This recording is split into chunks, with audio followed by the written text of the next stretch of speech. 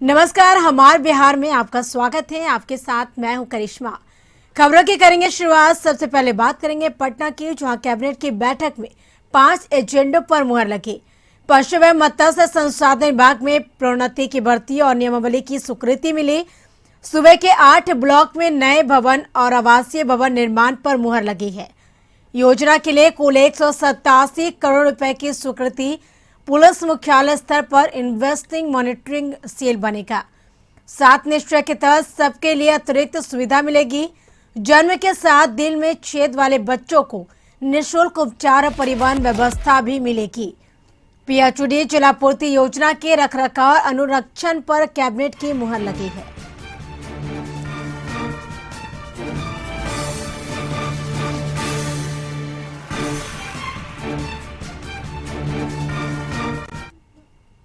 बढ़ेंगे अगली खबर की ओर। बिहार प्रशासनिक सेवा के 9 पदाधिकारियों का तबादला हुआ है। पूर्णिया के अपर जिला दंडाधिकारी को कला एवं संस्कृति विभाग का संयुक्त सचिव बनाया गया है। कई पदाधिकारियों को विभिन्न विभागों में उप सचिव के पद पर भेजा गया है। तो बता दें कि बिहार में 9 प्रशासनिक पदाधिकारियों का तबादला हुआ है। अधिक जानकारी के लिए पटना से हमारे संवाददाता मरगूब आलम जुड़ चुके हैं हमारे साथ। मरगूब, बिहार प्रशासनिक सेवा के 9 पदाधिकारियों का तबादला हुआ है, क्या अहम जानकारी? देखिए, ये सामान्य प्रक्रिया के तहत तबादला हुआ है और इसमें 9 जो प्रशासनिक अधिकारी हैं, इसमें कई लोग जिला में थे, कई लोग पदस्थापन की प्रतीक्षा में थे। उनको विभिन्न विभागों में उप सचिव बना के भेजा गया है। एक जो तबादला है पूर्णिया के अपर जिला दंडाधिकारी का, वो तबादला निश्चित तौर पर अपने आप में वो प्रशासनिक लहजे से किया गया है। उसे संयुक्त सचिव बना के भेजा गया कला संस्कृति विभाग में। अन्य जो कह सकते हैं कि तबादले हुए हैं वो समान प्रक्रिया के तहत है। उसमें से 3 जो अधिकारी हैं वो पदस्थापन की प्रतीक्षा में थे, उनको उप सचिव विभिन्न विभागों में भेजा गया है। तो ये तबादले, इस तरह के जो तबादले होते हैं वो समान प्रक्रिया के तहत है। चूंकि जून का महीना है तो निश्चित तौर पर जो भी तबादले हैं रुके हुए, उन सभी तबादलों को कर देना है। हालांकि बिहार प्रशासनिक सेवा के तबादला का कोई महीना नहीं होता, वो कह सकते हैं कि साल भर मुख्यमंत्री का विशेष अधिकार होता है IAS IPS बिहार प्रशासनिक सेवा अधिकारी का। लेकिन अभी जो तबादला है ये सीधे तौर पर जून को देखते हुए किया गया है। जी बिल्कुल, तमाम जानकारी के लिए शुक्रिया।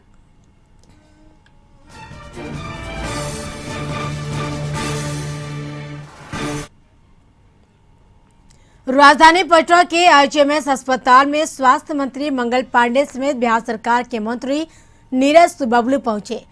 बता दें कि नीम हकीम अभियान के तहत राज्य में जल जीवन हरियाली को बढ़ावा दिया जा रहा और ऐसे में मंगल पांडे और बिहार सरकार के मंत्री नीरज बबलू भी IGMS पहुंचे और वहां पे बताते चले कि वृक्षारोपण किया गया और पौधारोपण भी किया गया राजधानी पटना के IGMS में।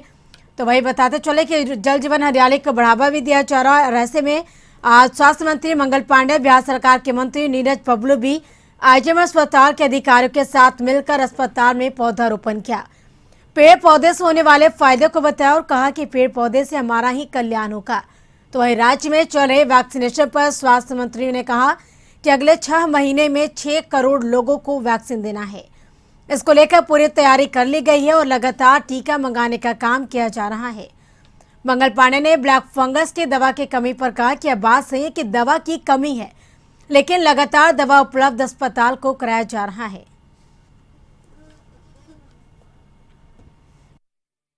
बड़ा अभियान कल आदरणीय प्रधानमंत्री जी ने दिल्ली से शुरू किया और माननीय मुख्यमंत्री जी ने पटना से शुरू किया। वह निश्चित रूप से कोरोना के मरीजों के बचाव के लिए बहुत ही उपयोगी है और कोरोना के सुरक्षा चक्र के रूप में आज यह वैक्सीन हम सब लोगों के सामने है जो लोगों को दिया जा रहा है। और राज्य ने तय किया है कि 6 माह में 6 करोड़ लोगों को टीकाकृत किया जाएगा और आदरणीय प्रधानमंत्री जी ने संपूर्ण देश को 18 वर्ष से ऊपर की आयु के लोगों के लिए मुफ्त में टीका उपलब्ध कराया है। पूरा देश जानता है, इसलिए उनके बयान पर प्रतिक्रिया देने का कोई मतलब नहीं।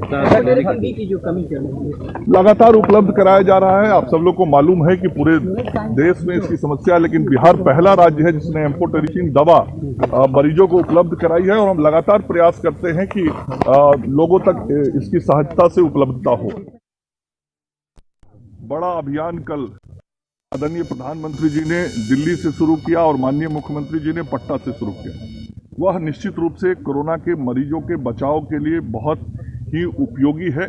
और कोरोना के सुरक्षा चक्र के रूप में आज यह वैक्सीन हम सब लोगों के सामने है, जो लोगों को दिया जा रहा है। और राज्य ने तय किया है कि 6 माह में 6 करोड़ लोगों को टीकाकृत किया जाएगा। और आदरणीय प्रधानमंत्री जी ने संपूर्ण देश को 18 वर्ष से ऊपर की आयु के लोगों के लिए मुफ्त में टीका उपलब्ध कराया है। तो खबर दिल्ली से, जो एलजेपी में टूट पर सीएम नीतीश ने चुप्पी तोड़ी है। एलजेपी की टूट पे जदयू का कोई हाथ नहीं। नीतीश कुमार ने यह बातें कही, ये उन लोगों का आपस का मामला है। चुनाव के आरोप पर नीतीश का पलटवार, और हम पर कुछ बोलता है तो पब्लिसिटी मिलती है। नीतीश कुमार ने यह बातें कही। केंद्रीय मंत्रिमंडल के विस्तार पर सीएम नीतीश का बयान है कि प्रधानमंत्री क्या करेंगे इसकी अभी कोई जानकारी नहीं है। तो बता दें कि जिस तरह से एलजेपी में टूट हुई, उसको लेकर सीएम नीतीश कुमार ने अपनी चुप्पी तोड़ी है। एलजेपी की टूट में जदयू का कोई हाथ नहीं। नीतीश कुमार ने कहा कि इन लोगों का आपस का मामला है। चुनाव के आरोप पर नीतीश कुमार ने पलटवार यानी कहा कि हम पर कुछ बोलते हैं तो पब्लिसिटी मिलता है।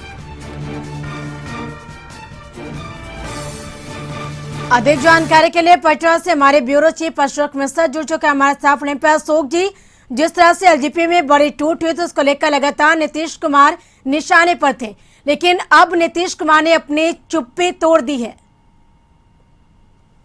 देखिए, मुख्यमंत्री नीतीश कुमार आज दिल्ली पहुंचे हैं और दिल्ली पहुंचने पर के बाद उन्होंने जो एलजेपी में टूट हुई थी उस टूट पर पहली बार अपनी चुप्पी तोड़ी।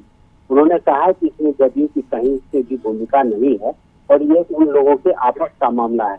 लेकिन जब इनसे ये पूछा गया कि इस मामले में चिराग पासवान ने यहाँ पर आरोप लगाया है, उन्होंने कहा कि हम पर कुछ लोग बोलता है, बहुत कुछ बोलता है और वो उससे पब्लिसिटी मिलती है। हम लोगों को कोई मतलब नहीं है, इसमें हम लोगों की कोई भूमिका नहीं है, चाहे जो बोले, हम लोगों को कोई लेना देना नहीं है। मुख्यमंत्री ने मंत्रिमंडल विस्तार पर भी एक तरह से कही अनिश्चितता जाहिर की और उन्होंने कहा कि प्रधानमंत्री क्या करेंगे इसकी अभी उनको कोई जानकारी नहीं है। केंद्रीय मंत्रिमंडल में जदयू के शामिल होने के सवाल पर उन्होंने कहा कि ऐसी कोई बात नहीं, क्या पता कहाँ से ये खबरें छप रही है। कोरोना संक्रमण को लेकर के हम लोग काम में लगे हुए हैं।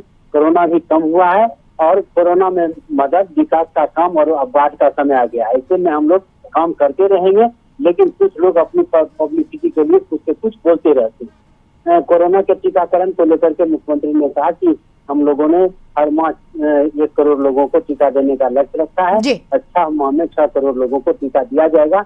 हालांकि मुख्यमंत्री ने कहा कि हम लोगों ने टीकाकरण को लेकर के टीका खरीदा था, लेकिन प्रधानमंत्री ने फ्री देने को कह दिया है।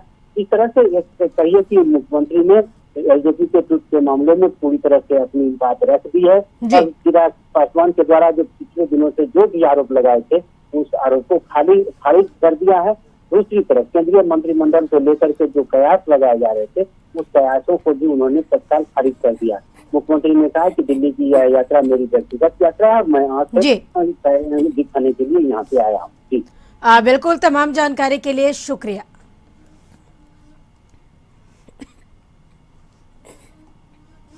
बिहार सरकार और श्रम संसाधन विभाग के द्वारा राज्य के प्रवासी मजदूरों को त्वरित अनुदान दिए जाने हेतु विभाग की 2 योजनाओं को लोक सेवाओं के अधिकार से जोड़ा गया है।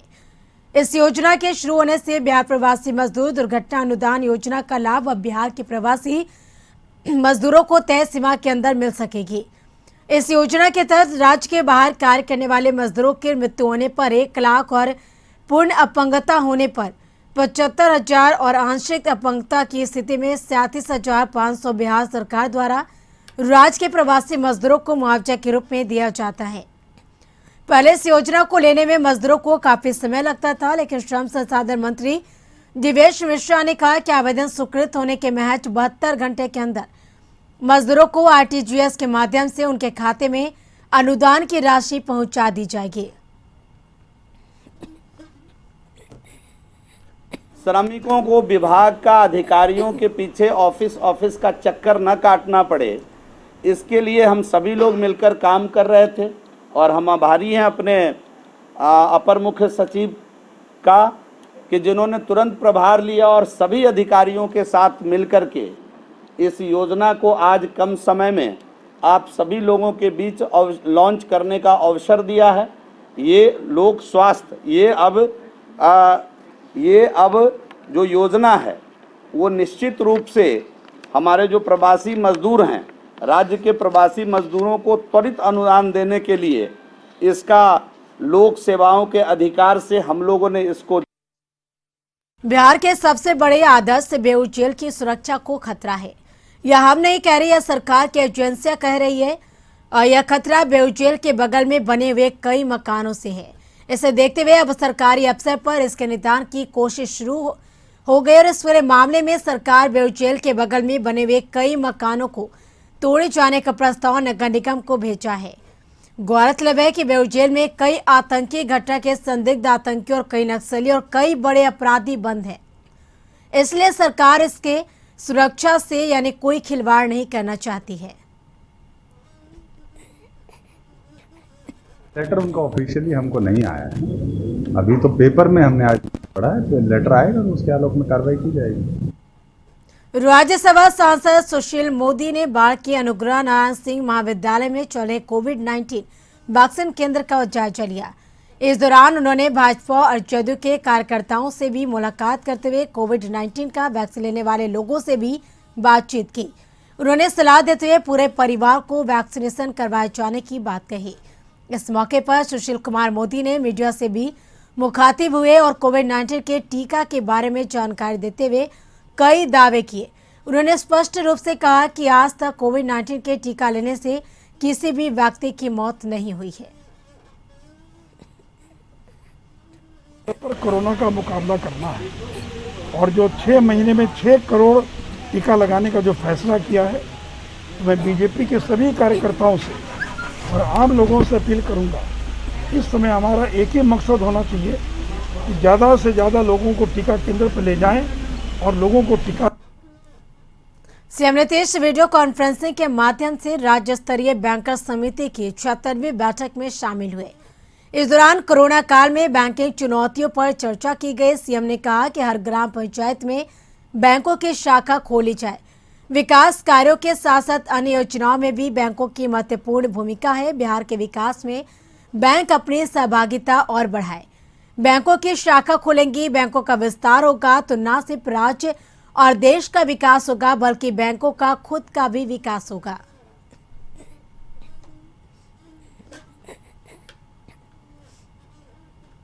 अपने विवादित बयानों से लगातार सुर्खियों में बने रहने वाले जेडीयू के विधायक गोपाल मंडल ने एक बार फिर सनसनीखेज बयान दिया। उन्होंने कहा कि मौका मिला तो बीजेपी को भी नहीं छोड़ेंगे।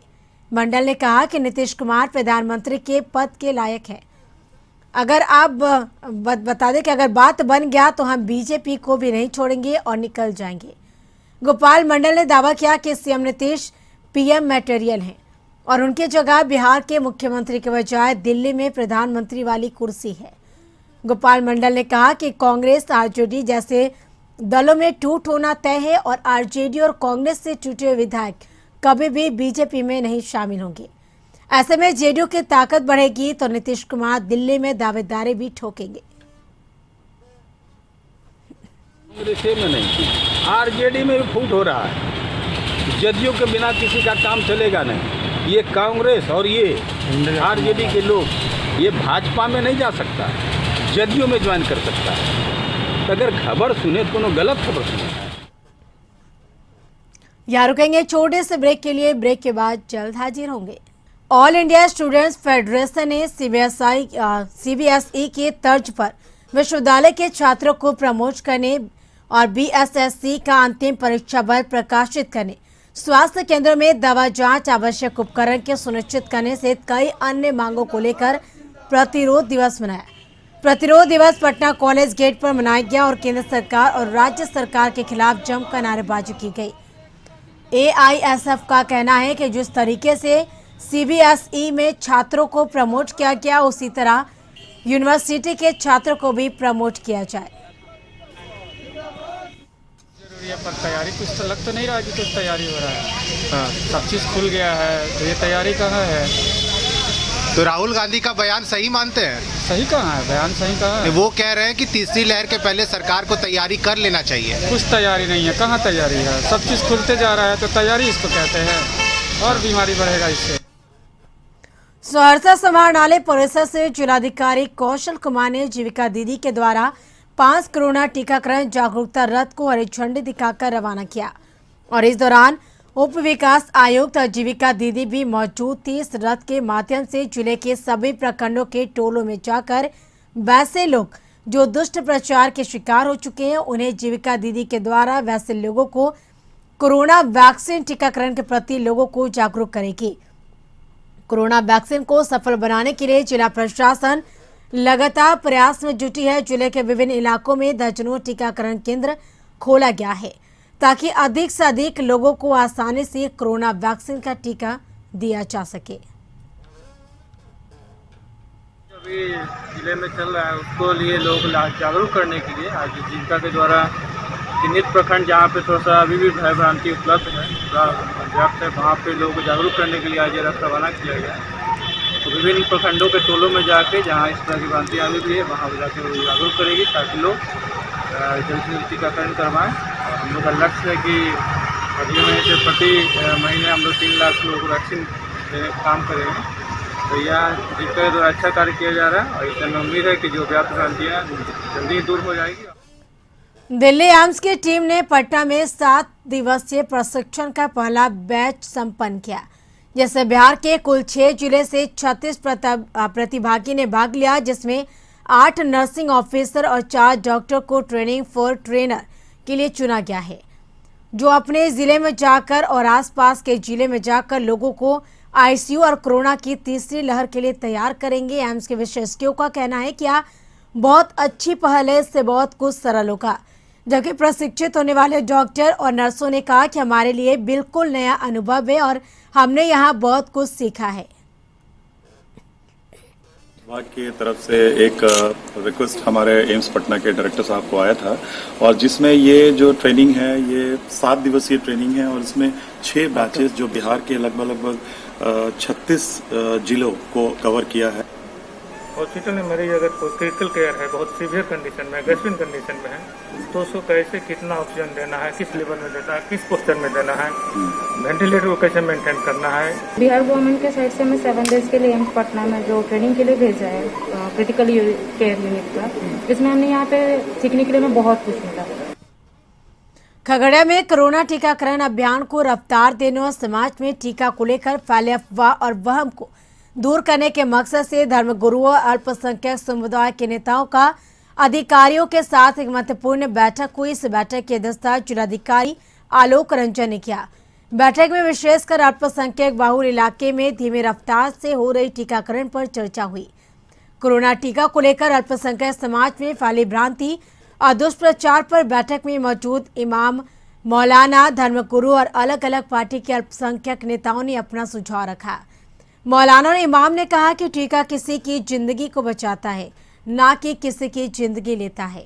इसलिए तो इमारत शरिया और अन्य अल्पसंख्यक संस्थान ने भी टीका लगाने की लोगों से अपील और समर्थन किया। वहीं डीएम ने मौजूद लोगों से टीकाकरण अभियान को सफल बनाने और लोगों को टीका के लिए मोटिवेट करने का धर्म गुरुओं से अपील किया।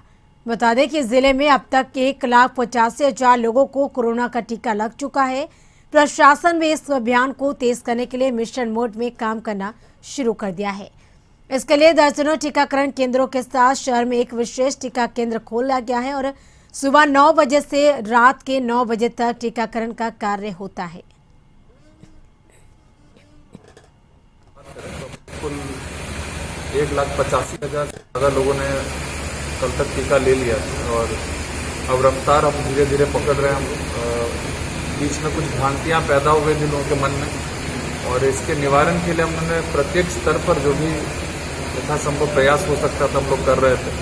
आज भी धर्मगुरुओं के साथ मैंने बैठक की और उन लोगों ने भी सारे लोगों से अपील की है। मकतब के लोग और इमाम सभी जगहों से जुड़े थे आज संवाद के माध्यम से और उनको भी हम लोगों ने अनुरोध किया कि जो यथासंभव सहयोग हो सकता है इसमें अधिक से अधिक संख्या में लोगों को। लोजपा में फूट में अहम भूमिका निभाने वाले नवादा के सांसद चंदन सिंह अचानक जिले के सदर अस्पताल का निरीक्षण करने के लिए पहुंच गए। जहां उन्होंने न सिर्फ अस्पताल की व्यवस्था का जायजा लिया बल्कि यहां भर्ती मरीजों से भी मुलाकात की और इस दौरान कोरोना काल के दौरान जिले के स्वास्थ्य व्यवस्था को लेकर भी अधिकारियों को जमकर खरी खोटी सुनाई। सांसद चंदन सिंह ने इस दौरान 3 माह पहले स्वीकृत 3 एम्बुलेंस को अब तक सदर अस्पताल को नहीं मिलने को लेकर नाराजगी जाहिर की और इसके लिए अधिकारियों को दोषी ठहरा दिया। तो पीछे नहीं आते हैं बोलने में और सही रहेगा वो भी बताएंगे। जो पहले स्थिति थी इस अस्पताल की और आज जो स्थिति है बहुत ही अंतर है। और मैं बताता हूँ पूरे बिहार में देखिए तो नवादा एक ऐसा अस्पताल साबित हुआ, नवादा एक ऐसा जिला साबित हुआ कि डॉक्टर साहब लोगों के सहयोग से सबसे पहले मैं धन्यवाद देता हूं डॉक्टर साहब को, सीएस साहब को, नर्स जो और जो भी कर्मचारी हैं कि इतना अच्छा व्यवस्था रहा कि कोरोना काल में हमारी जनता को बाहर जाने की आवश्यकता नहीं पड़ी।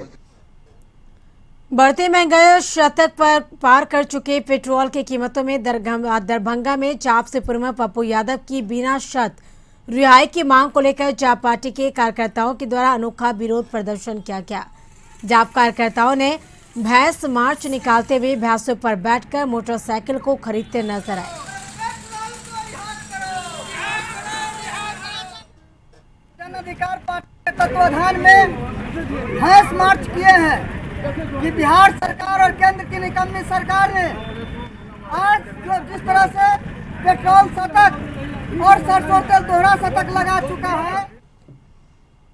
डीएमसीएच सुपर स्पेशलिटी अस्पताल को चालू करने और पंचायतों में बंद पड़े स्वास्थ्य उपकेंद्र को चालू करने और डॉक्टर नर्स की बहाली करने सहित अन्य मांगों पर भाकपा माले के राज्यव्यापी आह्वान पर जिले में दर्जनों स्वास्थ्य केंद्र और उपकेंद्र पर धरना आयोजित किया गया।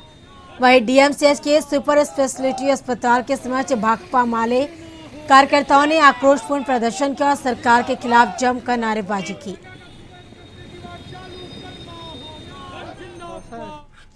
बिहार के तमाम उपकेंद्रों और मंडल अस्पतालों में स्वास्थ्य व्यवस्था को दुरुस्त करने की मांग को लेकर 1 दिवसीय प्रदर्शन करके बिहार सरकार को ये कहना चाहती है कि आपका जो स्वास्थ्य मंत्री है, आपके द्वारा जो नियुक्त मंत्री है, वो कोरोना काल में नकारा साबित हुआ है। कटिहार में नगर निगम की नाकामी के खिलाफ लोगों का गुस्सा देखने को मिला। मामला नगर थाना क्षेत्र के राजेंद्र ग्राम के पास का है, जहाँ लगातार बारिश के बाद कई दिनों से जल जमा हो लोग सड़क जाम कर प्रदर्शन किया, जल निकासी की मांग को लेकर प्रदर्शन किया। हिंदुस्तानी अवाम मोर्चा की वर्चुअल बैठक संपन्न हुई, जिसमें जिले के 24 प्रखंडों के प्रखंड अध्यक्ष एवं सभी प्रकोष्ठों के कार्यकर्ता शामिल हुए। बैठक का नेतृत्व पूर्व मुख्यमंत्री हिंदुस्तानी अवाम मोर्चा के राष्ट्रीय अध्यक्ष जीतनराम मांझी ने किया। प्रखंड अध्यक्ष साथ में और उसके बाद जिला कार्यकारिणी के सभी सदस्य, चाहे वो उपाध्यक्ष हों, प्रधान महासचिव हों, महासचिव हों, सचिव हों, सभी लोग उपस्थित थे। और मुझे तो आज इस बात की खुशी है कि हमारे पार्टी के लोग करीब जितने लोगों की उपस्थिति होना चाहिए उससे ज़्यादा उपस्थिति आज की बैठक में थी। तो मूल रूप से इस संगठन पे विस्तार किस तरह से आगे की कार्रवाई के लिए, और आप लोगों में ने भी सुना होगा कि माननीय राष्ट्रीय अध्यक्ष जी जब संबोधन कर रहे थे तो उन्होंने 1-2 चीज़ें पर गौर कराने की बात की है। वो है वैक्सीनेशन पे कि जो गरीबों में भ्रम फैला दिया गया है, उस भ्रम को हम लोगों को डोर टू डोर जा करके उस भ्रम को समाप्त करते हुए वैक्सीनेशन की ओर लोगों को ले जाना है। बेगूसराय में 12 जून को दिन दहाड़े सीएसपी संचालक को गोली मारकर घायल कर 3,05,000 रुपए कांड के पुलिस ने खुलासा किया। पुलिस ने इस मामले में एक आरोपी को लूट में प्रयोग किया हुआ बाइक और 2 मोबाइल के साथ गिरफ्तार किया। हालांकि लूटी गई रकम कुछ भी बरामद नहीं हो सकी।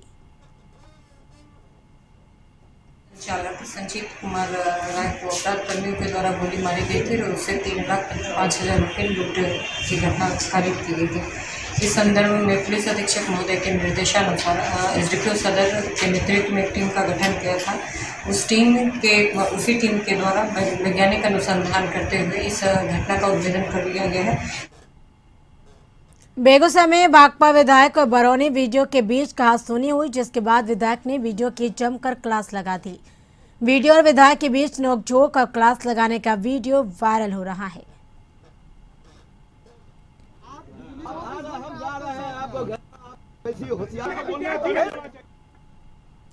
छपरा में मानसून में बरसात का पानी कहीं खुशियों की सौगात देता है तो कहीं परेशानी भी बढ़ाता है, लेकिन शहर के जल निकासी की व्यवस्था के ध्वस्त होने के कारण कई इलाके जल जमाव की भीषण समस्या से जूझ रहे हैं।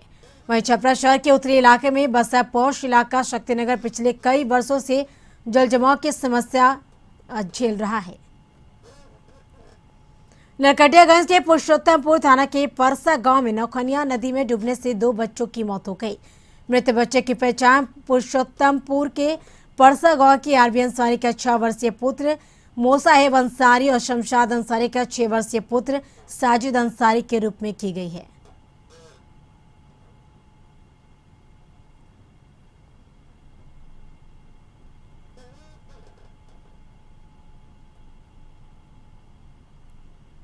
यह तस्वीर पूर्वी चंपारण जिले के उसी बंजरे इलाके से आई है, जिस इलाके को प्रशासन अब भी बाढ़ प्रभावित इलाका घोषित करना मुनासिब नहीं समझ रही है। इस बंजरिया प्रखंड के लगभग दर्जन भर गांव बाढ़ की चपेट में। ऐसे में किसी का तबीयत खराब हो रही हो तो गांव से शहर तक अस्पताल तक पहुंचने के लिए एकमात्र व्यवस्था है वो नाव है। बेतिया जिले में हो रही लगातार बारिश के कारण बाढ़ का पानी कई गांव में घुस चुका है। कई गांव ऐसे हैं जहां बाढ़ के पानी के घुसने से आवागमन ठप है। नवादा जिले के सरमेरा थाना अंतर्गत धनमा काजीचक गांव में आपसी विवाद में एक युवक को गोली मार दी और आनन फानन में उसे इलाज के लिए सदर अस्पताल में भर्ती कराया गया है। गोली उसके दाहिने हाथ में लगी है।